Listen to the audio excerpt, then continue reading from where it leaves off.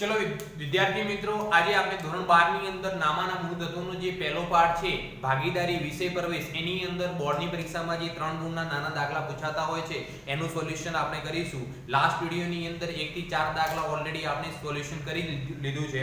આજે આપણે દાખલા નંબર 5 થી ચાલુ કરીશું. અને બીજી વસ્તુ, હજુ સુધી જે વિદ્યાર્થીઓ the expert academy YouTube channel subscribe ન કરી હોય તો કરી લેજો, કેમ કે આની અંદર 11 12 કોલેજના જે પણ એકાઉન્ટ સ્ટેટને રિલેટેડ જે પણ ચેપ્ટર છે, જે પણ દાખલા છે એની આ ચેનલ દ્વારા તમને મોકલવામાં આવશે. ઓકે, હવે જો પ્રશ્ન નંબર 3 નો તમારી ચોપડીની અંદર તમે જોઈ શકો છો, 5મા નંબરનો દાખલો છે કે મહેતાને પંડ્યા કરતા 4 ગણો ભાગ મળે છે. શું કીધું છે કે મહેતાને પંડ્યા કરતા 4 ગણો, પણ પંડ્યાને કેટલો મળે છે આપણને દાખલામાં કહેલો નથી. મહેતાને કેટલો મળે છે પંડ્યા કરતા 4 ગણો, પણ પંડ્યાને કેટલો મળે છે we don't know about it. તો આપણે શું કરીશું આની અંદર, હવે મહેતાને પંડ્યા કરતા 4 ગણો, તો ધારો કે પંડ્યાને મળતો ભાગ 1 છે, અને 1 ની જગ્યાએ તમે ગમે તે ધારી શકો છો, એવું જરૂર નથી એક જ ધારો. 1 ની જગ્યાએ 2 3 4 વોટએવર યુ વોન્ટ. ઓકે, મેં ધારો કે પંડ્યાની મહેતાનો મળતો ભાગ 1 છે, તો પંડ્યા કરતા મહેતાને કેટલો ગણો મળે છે 4 ગણો. મહેતાને પંડ્યા કરતા 4 ગણો માટે મહેતાને મળતો ભાગ બરાબર જેટલો પંડ્યાને મળે છે એનો 4 ગણો, એટલે ગુણ્યા 4, એટલે કેટલો મળશે 4. હવે આગળ આપણે શું કીધું છે, બાજપઈની મહેતાના હિસ્સાનો અડધો. બાજપઈ જે ત્રીજો ભાગીદાર છે, બાજપઈને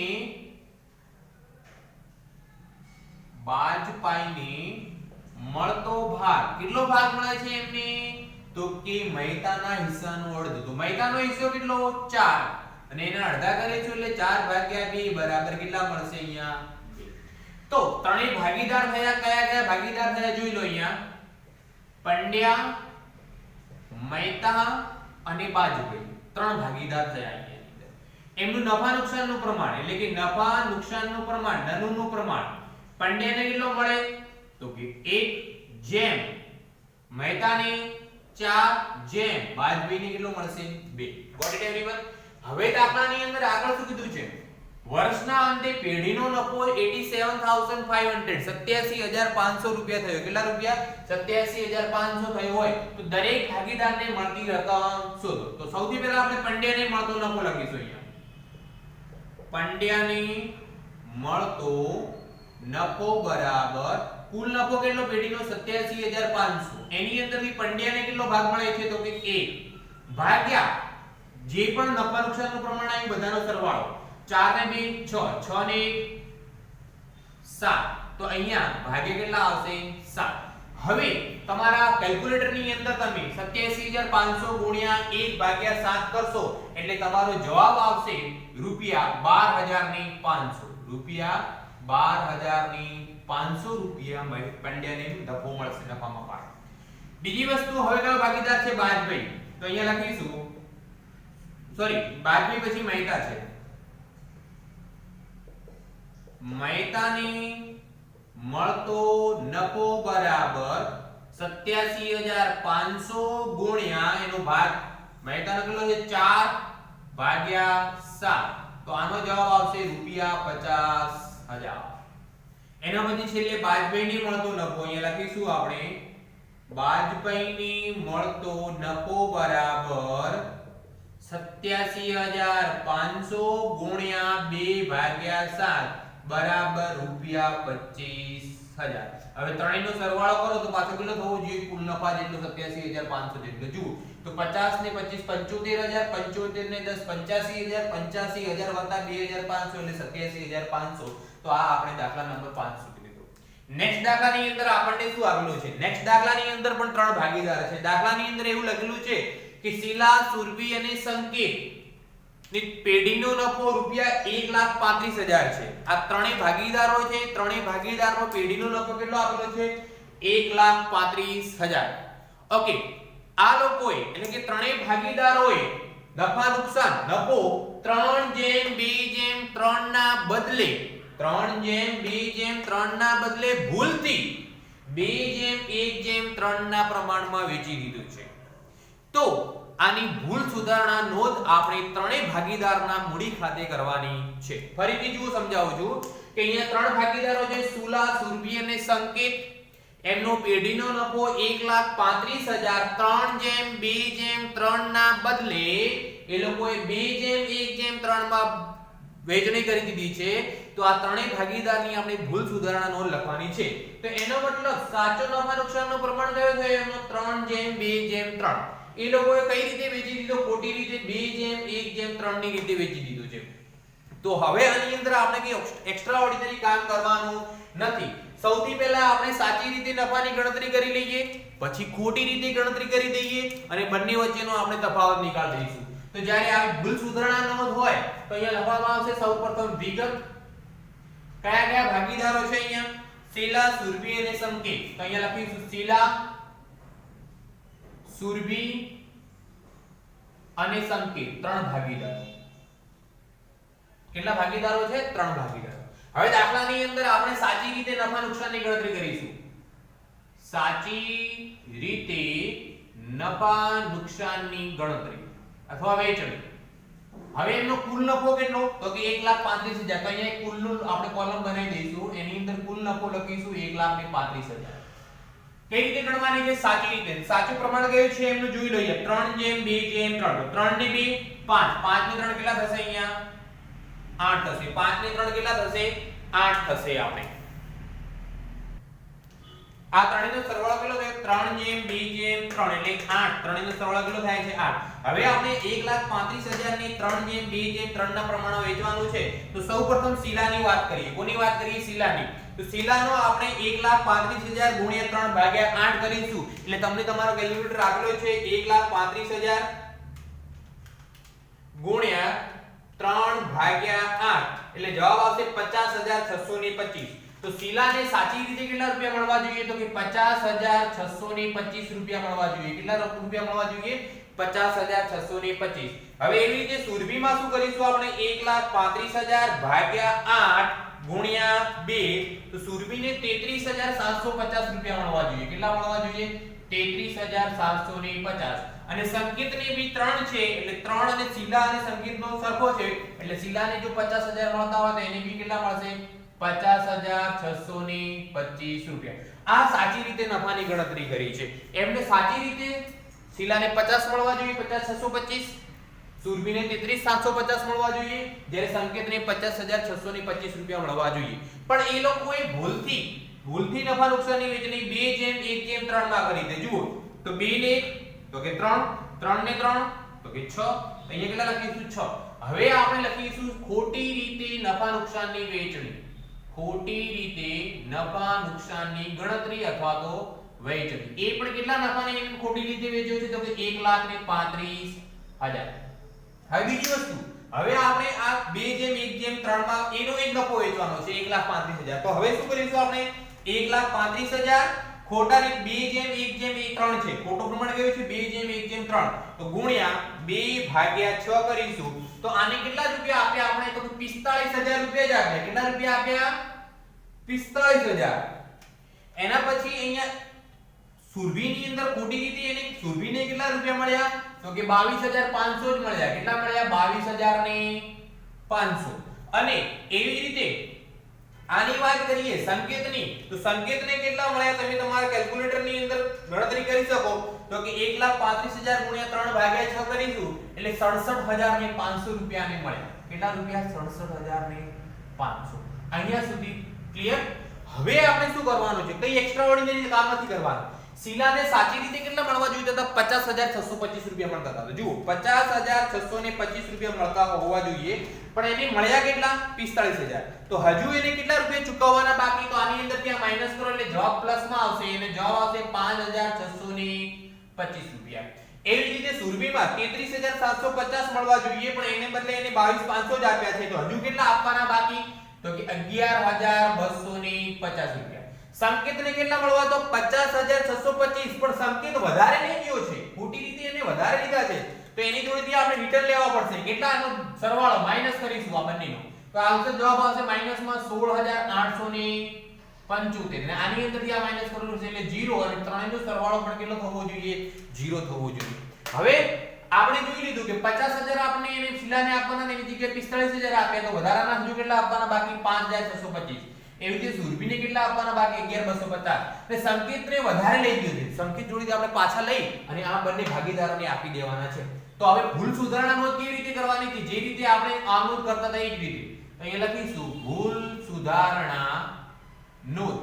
આમ નોંધ તો તમને ખબર જ છે. પહેલો કયો કોલમ હોય તો કે તારીખ, પછી કયો કોલમ હોય તો કે વિગત, પછી કયો કોલમ હોય તો ખાતા વેપાના નંબર, અને પછી કયો કોલમ હોય ઉધાર, અને છેલ્લે કયું હોય જમા. આ તમે 11મા ધોરણની અંદર આમ નોંધ ભણી ચૂક્યા છો. એ જ રીતે આપણે ખાના બનાવ્યા છે. બીજું કે એક્સ્ટ્રા ઓર્ડિનરી કામ કર્યું નથી. હવે આ બાજુ જાય અહીંયા જુઓ, જેનો જવાબ માઈનસમાં એના ખાતે ઉધાર કરો. તો કોનો જવાબ માઈનસમાં છે? તો સંકેતનો. તો અહીંયા લખીશું આપણે સંકેતના મૂડી ખાતે ઉધાર. સંકેતના મૂડી ખાતે ઉધાર કેટલા રૂપિયા? તો કે 16875 રૂપિયા. આ બંનેના પ્લસમાં છે એના ખાતે જમા કરીશું. તે શીલાના મૂડી ખાતે કેટલા રૂપિયા? તો કે 5625. અને છેલ્લે તે સુરભીના મૂડી ખાતે કેટલા રૂપિયા? તો કે 11250. તો આ કહેવાય એની ભૂલ સુધારણા નોંધ. આ શું કહેવાય? એની ભૂલ સુધારણા નોંધ. ઓકે, પાંચમો દાખલો બી આપણને થઈ ગયો, છઠ્ઠો બી થઈ ગયો. નેક્સ્ટ આપણો સાતમો. સાતમા દાખલાની અંદર આપણને શું આપેલું છે કે રામભાઈ મેને ઈસુ ત્રણ ભાગીદારો છે. તેમની મૂડી અનુક્રમે 60000, 40000 ને 50000 છે. મૂડી પર નફા નુકસાનની વહેંચણી કર્યા બાદ એમને માલુમ પડ્યું કે મૂડી પર 6% લેખે વ્યાજ ગણવાનું રહી ગયું. મૂડી પર 6% લેખે વ્યાજ ગણવાનું રહી ગયું છે. હવે જુઓ, મૂડી પર વ્યાજ ગણવાનું રહી ગયું. આપણે કોઈ ભાગીદારના પોઈન્ટ ઓફ વ્યૂ થી નથી જોવાનું, આપણે ભાગીદારી પેઢીના પોઈન્ટ ઓફ વ્યૂ થી ગણવાનું છે. કેમ કે આપણે જે આમ નોંધ કરવાની છે અથવા ભૂલ સુધારણા જે નોંધ કરવાની છે આપણે ભાગીદારી પેઢીના જ આપણે કરવાની છે, ભાગીદારના જ આપણે કરવાની નથી. તો આપણે અહીંયા શું ગણવાનું રહી ગયું છે? તો કે મૂડી પર વ્યાજ ગણવાનું રહી ગયું છે. તો મૂડી પર વ્યાજ એ ભાગીદારી પેઢી માટે આવક ગણાય કે ખર્ચ એ તમને પહેલા ખબર હોવી જોઈએ. તો કે મૂડી પર વ્યાજ એ ભાગીદારી પેઢી માટે ખર્ચ ગણવામાં આવે. ભાગીદારી પેઢી માટે શું ગણવામાં આવે? ખર્ચ ગણવામાં આવે. નફા નુકસાનની વહેંચણી તો થઈ ગઈ છે. તો આ ખર્ચ કોણ ભોગવશે? ત્રણે ભાગીદારો ભોગવશે. તો આની અંદર બી કઈ એક્સ્ટ્રા ઓર્ડિનરી કામ નથી કરવાનું આપણે. એ જ રીતે ભૂલ સુધારણા લખવાની છે. એટલે અહીંયા લખીશું વિગત. કયા ભાગીદારો છે? તો કે રામ, બીજો ભાગીદાર રહીમ, અને ત્રીજો ભાગીદાર ઈસુ, અને છેલ્લે અહીંયા કુલ. આપણે સૌથી પહેલા અહીંયા લખીશું મૂડી પર વ્યાજ. શું લખીશું? મૂડી પર વ્યાજ. તો રામની મૂડી કેટલી? 60000. 60000 ના કેટલા ટકા વ્યાજ ગણવાનું? 6%. તો 60000 ના 6% કેટલા થશે? તો કે 3600 રૂપિયા. બીજું, આની મૂડી કેટલી? 40000 ના 6% કેટલા થશે? તો કે 2400 રૂપિયા. આની મૂડી કેટલી? 50000. 50000 ના 6% કેટલા થશે? તો કે 30000 રૂપિયા. 3000 રૂપિયા, સોરી. હવે આનો સરવાળો 3 ને 2 5, 5 ને 6, 6 ને 3 કેટલા થશે? 9000 રૂપિયા કુલ મૂડી પર વ્યાજ થયું. મૂડી પર વ્યાજ કેટલા રૂપિયા થયું? કુલ 9000 રૂપિયા. હવે આ મૂડી પર વ્યાજ છે ભાગીદારી પેઢી માટે ખર્ચ ગણવામાં આવે. શું થાય? ખર્ચ ગણો અથવા નુકસાન ગણો. હવે જુઓ, નફા નુકસાનની વહેંચણી તો થઈ ગઈ છે. બધા જે પણ નફો હતો એ ભાગીદારો પોતપોતાના લઈ ગયા છે. તો હવે આ ખર્ચ પાછો ભાગીદારના ઉપર જ આવશે. તો અહીંયા લખીશું ખર્ચની વહેંચણી. કોની વહેંચણી? ખર્ચની વહેંચણી. અથવા તો ખર્ચ કહો અથવા તો એને નુકસાન પણ કહી શકાય. નુકસાનની વહેંચણી. હવે આ નુકસાન દાખલાની અંદર નફા નુકસાનનું પ્રમાણ આપેલું નથી. અને તમે ઓલરેડી ભણી ચૂક્યા છો કે જ્યારે ભાગીદારી પેઢીની અંદર નફા નુકસાનનું પ્રમાણ ના આપેલું હોય તો ભાગીદારી કાયદા 1932 મુજબ ત્રણેય ભાગીદારો વચ્ચે સરખા પ્રમાણમાં વહેંચવામાં આવશે. તો કુલ કેટલું ખર્ચ છે? તો કે 9000. તો 9000 ત્રણેય ભાગીદારો વચ્ચે વહેંચી દો અહીંયા. તો કે 3000 સરખા પ્રમાણમાં વહેંચીશું એટલે બધાને સરખા મળશે. 3000, 3000 અને 3000. તો હવે જુઓ અહીંયા 3600 માંથી 3000 માઈનસ કરો એટલે કેટલા વધે? 600. અને 2400 માંથી અહીંયા કેટલા વધશે? -600. અને 3000 માંથી 3000 માઈનસ કરશો એટલે 0 રૂપિયા. હવે આપણે લખવાની છે એની ભૂલ સુધારણા. શું લખવાની છે? તો કે ભૂલ સુધારણા નોંધ. અહીંયા લખીશું પહેલા તારીખનું કોલમ, વિગતનું કોલમ, ખાપાનું કોલમ, ઉધાર, અને છેલ્લે કયું આવશે? અહીંયા જમા.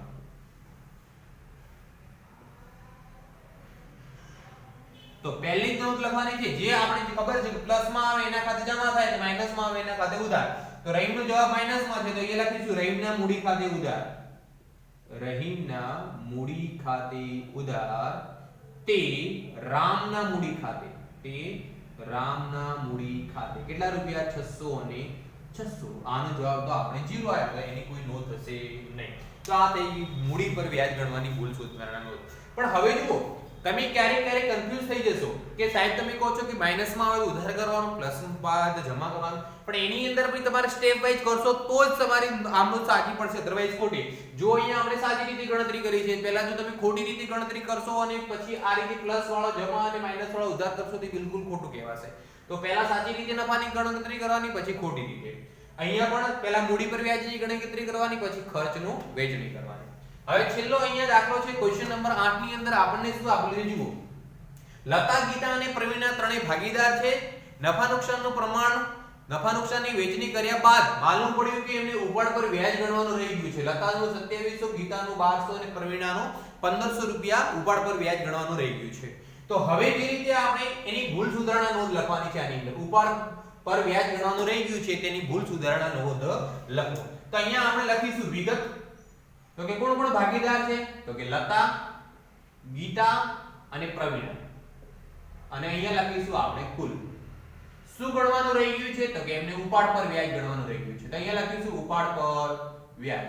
આનું કેટલું? તો કે 2700, 1200 અને 1500. ત્રણેયનો સરવાળો 2700, 1200 અને 1500. ત્રણેયનો સરવાળો કેટલો થશે? 5400.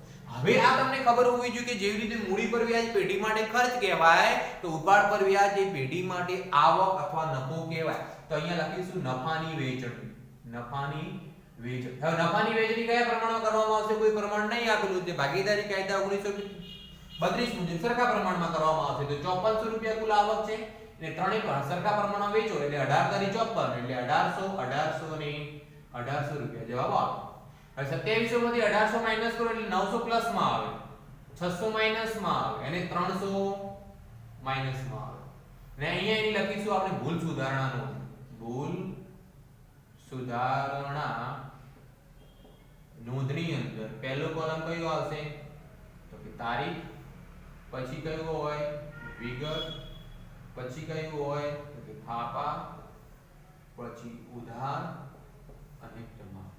હવે જુઓ, આપણે આગળના બે દાખલાની અંદર શું કરતા હતા કે જેનો જવાબ માઈનસમાં આવે એના ખાતે ઉધાર અને જેનો જવાબ પ્લસમાં આવે એના ખાતે જમા. પણ અહીંયા એવું થશે નહીં. અહીંયા બિલકુલ ઉલટું થશે. કેમ કે આપણે અહીંયા જે જ્યારે માઈનસમાં આવતા ત્યારે ઉધાર અને પ્લસમાં આવતા ત્યારે જમા એટલા માટે કરતા હતા કે મૂડી પર વ્યાજ એ આવક ગણાય, નફો એ ભાગીદારની આવક ગણાય.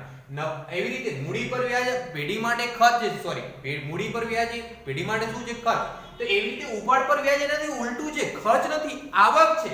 તો અહીંયા જો પ્લસમાં હોય તો ઉધાર થશે અને માઈનસમાં હશે તો જમા થશે. તો અહીંયા લખીશું પહેલી એન્ટ્રી. કોનો જવાબ પ્લસમાં છે? લતાનો. તો લતાના મૂડી ખાતે ઉધાર, બીજાના બંને માઈનસ છે એટલે જમા થશે 900 રૂપિયા. તે ગીતાના મૂડી ખાતે કેટલા રૂપિયા?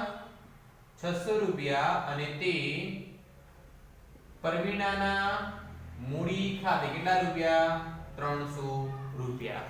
હવે એક વસ્તુ યાદ રાખવાની, જ્યારે ઉપાડ પર વ્યાજની ગણતરી હોય ને ભૂલ સુધારણા નોંધ હોય ત્યારે એનું ઉલટ રિવર્સ થાય.